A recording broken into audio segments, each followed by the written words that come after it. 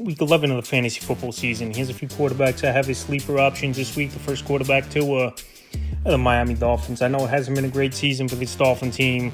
Hasn't been a great year for Tua. But this week, I'm just playing off a matchup where he's versus the Washington Commanders that give up the fourth most fantasy points to quarterbacks on the season. This is an overseas game. Usually, more times than not, these international games are high-scoring games. And this Commander defense is depleted, and also their best corner, Marshawn Lattimore, out for the season. So right now, this Miami Dolphin offense, pretty much Devon Achane and Jalen Waddle, the only two top options in it. But they're getting a lot of usage and making a lot of plays. So the last few games for Tua, Week 8, at Atlanta, 205 pass yards, 4 touchdowns. Week 9 versus the Ravens, 261 pass yards, an interception. And then Week 10 versus Buffalo, 173 pass yards, 2 touchdowns, 2 interceptions, and the upset victory versus the Bills. So like I said, Commanders' defense isn't good.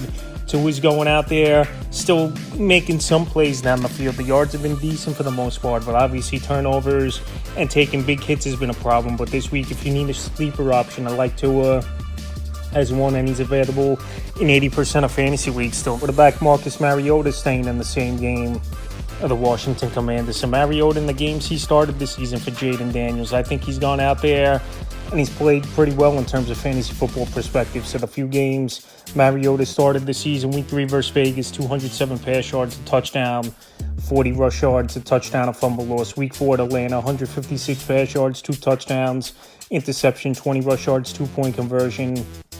Week 8 at Kansas City, 213 pass yards, touchdown, 2 INTs, 28 rush yards. And then Week 10 versus Detroit, 213 pass yards, 2 touchdowns, 22 rush yards. He'll give you 2 to 4 points on the ground, is Marcus Mariota. Like I said, this could be a high-scoring game overseas between these two teams. And we know this Dolphin defense isn't all that great as well. Give up the 8th most fantasy points to quarterbacks on the season. So I know they're down Terry McLaurin, but still viable options in this offense, Deebo Samuel and Zach Ertz. And like I said, with his rushing upside, I like Mariota this week as a sleeper, and he's still out there as well in 84% of fantasy leagues. And the final quarterback, Michael Penix Jr. of the Atlanta Falcons, out there in 79% of leagues.